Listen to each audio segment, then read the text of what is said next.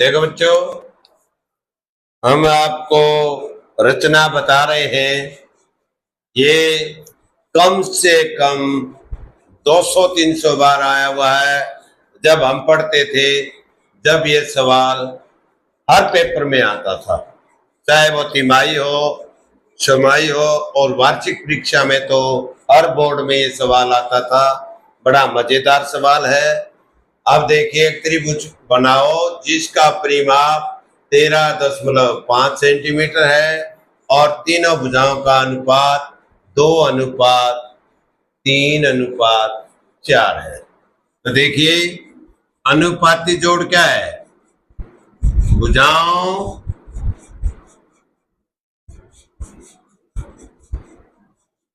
का अनुपाती जोड़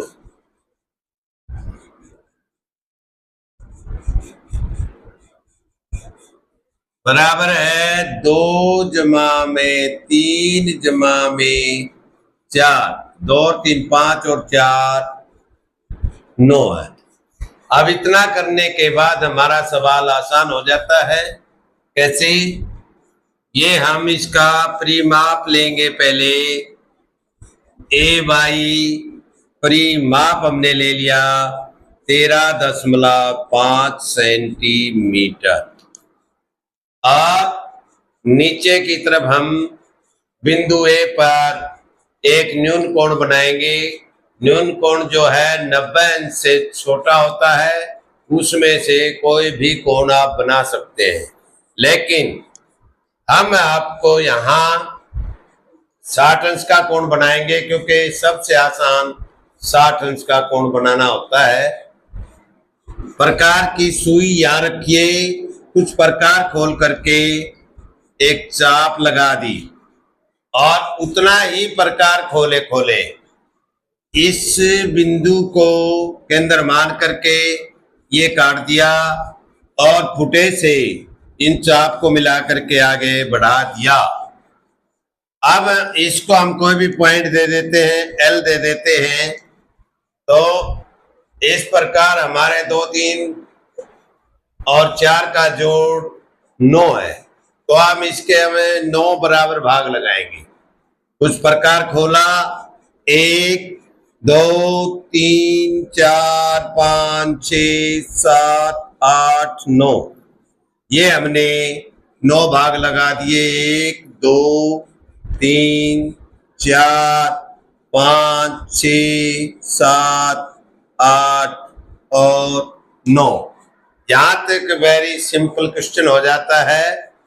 अब इस 9 को हम y से मिलाएंगे। फुटे की सहायता से हम 9 को y से मिला देते हैं। अब देखिए, कुछ प्रकार खोल करके हम इस चाप को यहां लगा देंगे।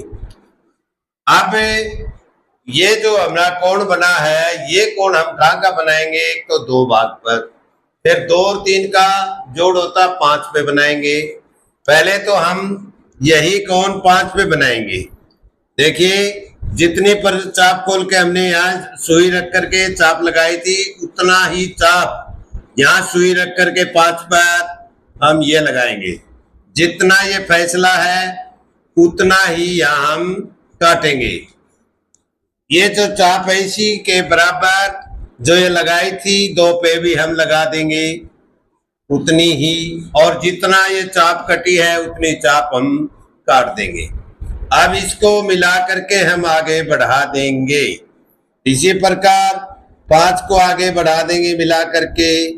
ये हमारा आ गया दूसरा पॉइंट। अब हमारा ये आ गया बी मान लिया और ये हमने सी मान लिया। यहां तक कोई मुश्किल नहीं है। देखिए, हमने अनुपात का जोड़ कर लिया जो भुजाओं में अनुपात था। 2 + 3 + 4, 2 3 5 और 4 9 हो गया। फिर नीचे की ओर हमने 60 अंश का कोण बनाया, जो कि न्यून कोण बनाना होता है। 60 का हमने इसलिए बनाया जो सबसे बनाना आसान है। फिर उस कोण की रेखा एल मान ली हमने, इसके हमने 9 भाग कर दिए, बराबर समान भाग 9 कर दिए। फिर हमने जो ये कोण 9 पे बना है, इस लाइन से 9y लाइन से जो बना है वही हमने 5 और 2 पे बना दिया, क्योंकि 2 के बाद 3 अनुपात था, 2 और 3 का जोड़ है 5 पे हमने बना दिया। फिर 5 और 4 होता 9। तो इस प्रकार जितनी ये चाप थी उतनी 5 पे और 2 पे काट दी, और जितना ये फैसला था चाप का हमने बराबर काट दिया। इनको मिलाएंगे तो ये हमारा बी और सी पॉइंट पे जाकर के ए वाई रेखा में मिल गए। लेकिन बेटा ध्यान रखना, ये सारी की सारी लाइनें जैसे 5C 2B और 9Y समानांतर आएंगी। अगर समानांतर नहीं आती हैं तो आपके कोणों में फर्क है, आपने बराबर कोण या नीचे वाला नहीं बनाया है। तो इसलिए ये ध्यान रहे, जो कोण ये बन रहा है इसके बराबर ये दोनों पॉइंट पे कोण बनाने हैं जब हमारा समानांतर आएगा। अब हमारा सवाल क्या है, बी को केंद्र मानेंगे, ए जितना प्रकार खोलेंगे एक चाप हमने ये लगा दी, और सी को केंद्र मानेंगे और सी वाई जितना प्रकार खोल करके दूसरी चाप हमने ये लगा दी। ये हमारा बिंदु आ गया डी। डी को बी से मिला दिया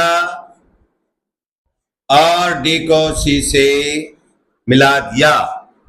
अब डी बी सी त्रिभुज DBC अभीष्ट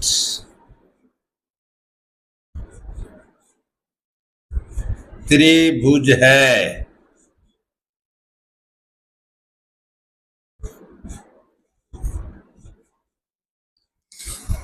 अभीष्ट का मतलब जो उसने पूछा था, जो त्रिभुज हमने बनानी थी वो त्रिभुज हमारी DBC बनके तैयार हो गई है।